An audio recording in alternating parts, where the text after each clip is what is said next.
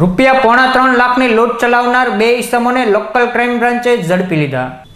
તળાજાના દેગવદડા ગામે રહેતા વિક્રમભાઈ જાની તેના મિત્ર સાથે જુગાર રમવા માટે ગયા હતા, જ્યાં વિક્રમભાઈ જાની જુગારમાં જીતેલા રૂપિયા લઈ પરત ફરી રહ્યા હતા તે વેળાએ વાઘાભાઈ પાચાભાઈ અને દિનેશભાઈ રામચંદાણીએ બનાવેલ પ્લાન મુજબ સ્કોર્પિયો કારમાં આવેલા લાલાભાઈ હકાભાઈ મેર અને પ્રકાશભાઈ ઉર્ફે પક્કો મોહનભાઈ જીવલાણીએ છરી બતાવી વિક્રમભાઈ પાસેથી ₹3.5 લાખની લૂંટ ચલાવી નાસી ગયા હોવાની બગદાણા પોલીસ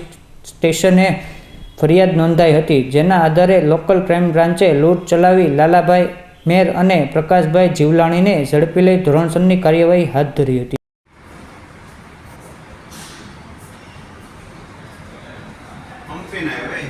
હમ્પીને